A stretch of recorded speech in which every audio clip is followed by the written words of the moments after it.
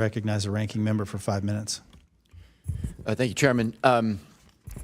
Director Gabbard, as was well covered yesterday in January, you were present at the execution of an FBI warrant at the Fulton County, Georgia election office at the direction of the president and to all appearances in connection with the president's false claims about the 2020 election.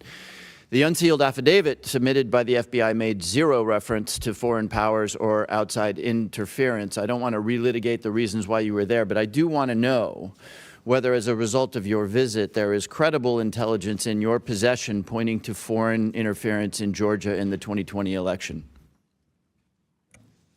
Thank you for the question, Ranking Member. As you know, over each of the previous elections, there is an ongoing effort by different foreign entities. Ma'am, it's a very specific question. Is there intelligence in your possession relative to foreign interference in the 2020 elections? Very simple, straightforward question. We are continuing to look at previous attempts to interfere in our elections and any ongoing threats that may exist for the upcoming elections. Okay, but can I assume that the answer to my question is no, that you have no specific intelligence related to foreign meddling in the Georgia election? We are continuing to look into this matter. Okay. Director, the ODNI has confirmed on the record that your office took custody of voting machines from Puerto Rico last May. I'm not aware of any previous DNI taking similar actions. Did your office promptly notify the committee about taking custody of Puerto Rico's voting machines? I don't believe we did. However, this was done at the request of the Puerto Rico AUSA attorney. Ma'am, it's a yes or no question. The answer, as you have acknowledged, is no. You did not inform the committee about the taking of a territory's voting machines. Is there a specific foreign threat? And I've read the reporting that you were looking for possible foreign threats, but is there a specific foreign threat that drove you to take this action? There were questions about whether or not there were vulnerabilities that a threat could have taken advantage of, and that was the purpose for their requesting us to look into those vulnerabilities. Where are those voting machines now? I believe they are held in a secure facility at ODNI. Have you or other ODNI officials taken any other state or territory's voting equipment into custody?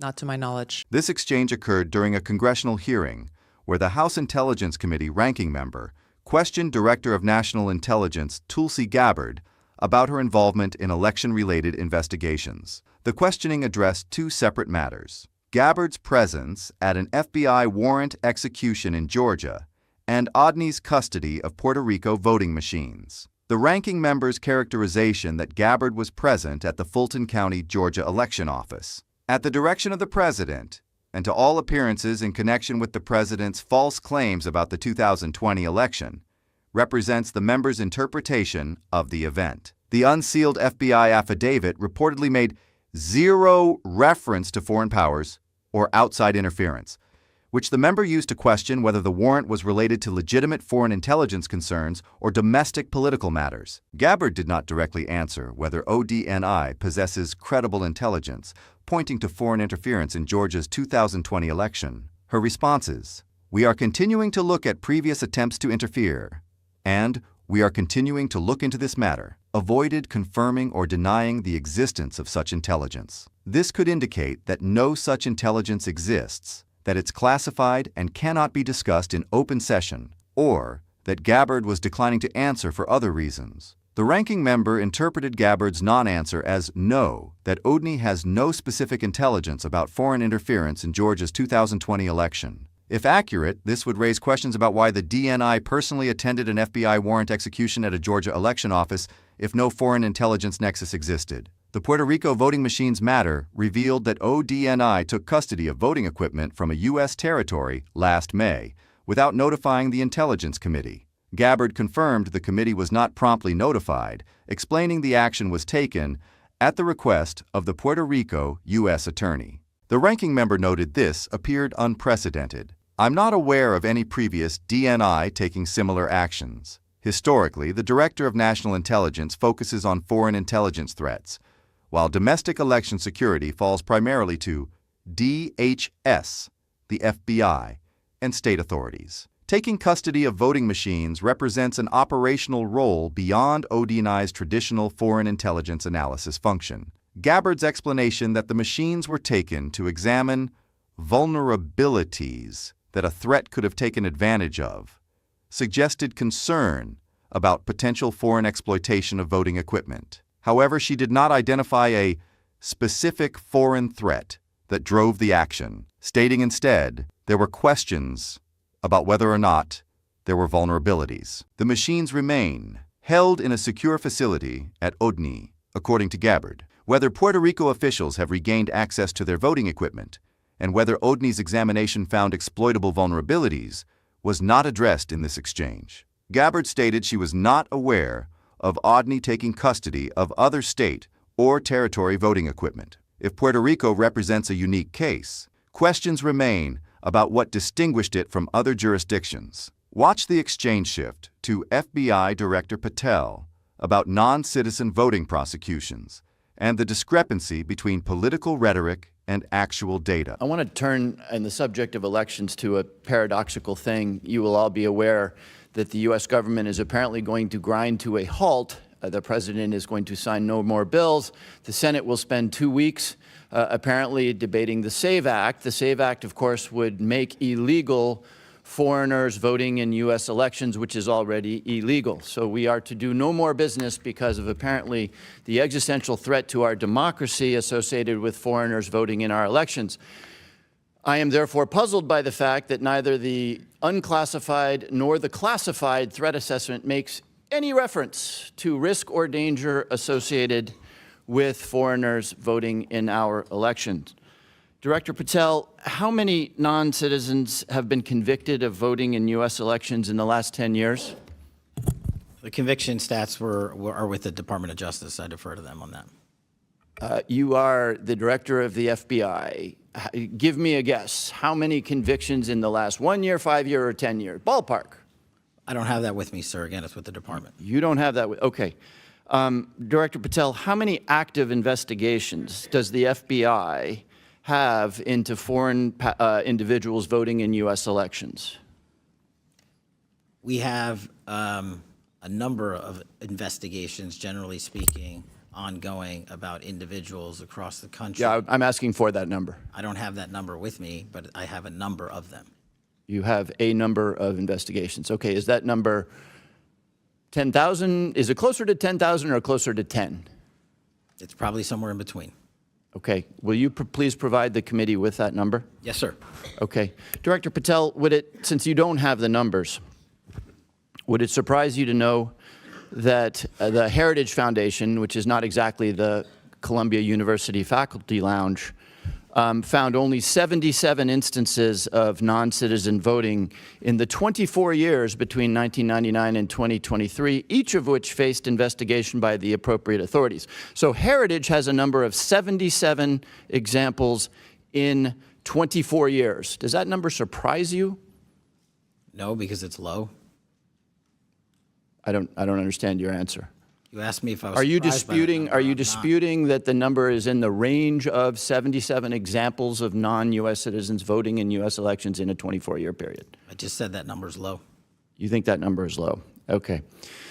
So why, if this is a meaningful issue, do we have no, and I guess I direct this to Director Gabbard, why is there no mention of this thing that will grind the American government to a halt for a 2-week period in the worldwide threats analysis?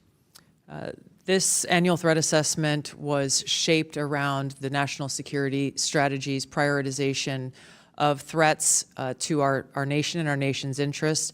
There are multiple platforms and venues where there have been and there will be reporting on threats to our foreign threats to our elections. I yield back. The ranking member's questioning shifted to the SAVE Act legislation requiring proof of citizenship to vote in federal elections, which was driving a threatened government shutdown. The member characterized this as paradoxical because non-citizen voting is already illegal under federal law. Yet the government would grind to a halt over legislation, addressing what the member suggested is not a significant threat. Federal law prohibits non-citizens from voting in federal elections. 18 U.S. Code 611 makes it unlawful for any alien to vote in federal elections and provides for fines and imprisonment. The SAVE Act would add additional requirements for proving citizenship when registering to vote. Proponents argue this would prevent illegal voting. Opponents argue it creates barriers to legitimate voter registration. FBI Director Kash Patel could not provide data on non-citizen voting convictions, stating the conviction stats are with the Department of Justice. When pressed for a guess about convictions in the last 1 year, 5 year, or 10 years, Patel declined. "I don't have that with me, sir." This inability or unwillingness to provide even approximate figures is notable, given that the FBI investigates federal election crimes, and the issue was characterized by some as an existential threat to our democracy. If non-citizen voting were widespread, the FBI director would presumably be familiar with investigation and conviction statistics. Patel also could not specify how many active FBI investigations concern non-citizens voting. He confirmed there are a number of investigations, but stated, "I don't have that number with me." When asked whether the number is closer to 10,000 or closer to 10, Patel said, "It's probably somewhere in between," and committed to providing the actual figure to the committee. The ranking member cited Heritage Foundation data, finding only 77 instances of non-citizen voting in the 24 years between 1999 and 2023. The Heritage Foundation maintains a public database of election fraud cases over 24 years, covering multiple presidential, congressional, and state elections. 77 instances would average approximately 3.2 cases per year nationwide. This inability or unwillingness to provide even approximate figures is notable, given that the FBI investigates federal election crimes, and the issue was characterized by some as an existential threat to our democracy. If non-citizen voting were widespread, the FBI director would presumably be familiar with investigation and conviction statistics. Patel also could not specify how many active FBI investigations concern non-citizens voting. He confirmed there are a number of investigations, but stated, "I don't have that number with me." When asked whether the number is closer to 10,000 or closer to 10, Patel said, "It's probably somewhere in between," and committed to providing the actual figure to the committee. The ranking member cited Heritage Foundation data, finding only 77 instances of non-citizen voting in the 24 years between 1999 and 2023. The Heritage Foundation maintains a public database of election fraud cases over 24 years, covering multiple presidential, congressional, and state elections. 77 instances would average approximately 3.2 cases per year nationwide. The member's characterization of Heritage as not exactly the Columbia University Faculty Lounge acknowledged that Heritage is a conservative organization that would have institutional motivation to document election fraud rather than minimize it. If Heritage, despite such motivation, found only 77 cases in 24 years, this suggests non-citizen voting occurs rarely. Patel's response, "No, because it's low," created confusion. The ranking member asked if the number surprised Patel, and Patel said no, then added, "Because it's low." When the member expressed confusion, Patel did not clarify whether he meant the 77 figure is lower than expected, suggesting he believes non-citizen voting is more common than Heritage documented, or that 77 is a low number confirming the problem is minimal. The ranking member then asked, "Are you disputing that the number is in the range of 77 examples?" Patel responded, "I just said that number is low." The member followed up, "You think that number is low?" This exchange left unresolved whether Patel disputes the 77 figure or agrees it's accurate and represents a minor issue. The member's final question to Gabbard addressed why this thing that will grind the American government to a halt for a 2-week period doesn't appear in the Worldwide Threats Analysis. The annual threat assessment from the intelligence community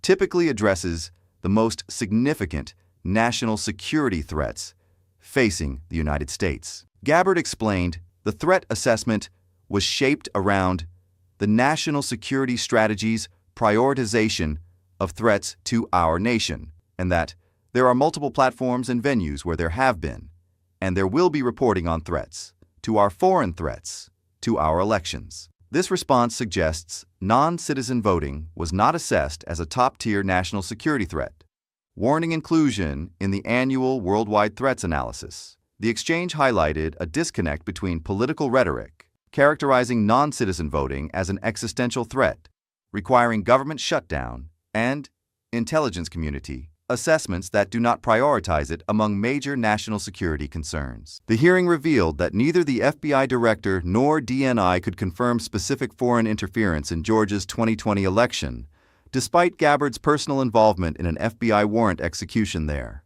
Odney took custody of Puerto Rico voting machines without notifying Congress, holding them in a secure facility for unspecified vulnerabilities examination. On non-citizen voting, the issue driving a potential government shutdown, FBI Director Patel could not provide conviction or investigation statistics. Heritage Foundation data documented 77 cases over 24 years, averaging about 3 per year nationwide. Neither the classified nor unclassified Worldwide Threats Assessment mentions non-citizen voting as a significant national security concern. What remains contested, whether the political priority given to non-citizen voting legislation reflects the actual threat level or represents a disconnect between rhetoric and intelligence assessments. We cover intelligence community, oversight, and election security. Subscribe for more coverage like this.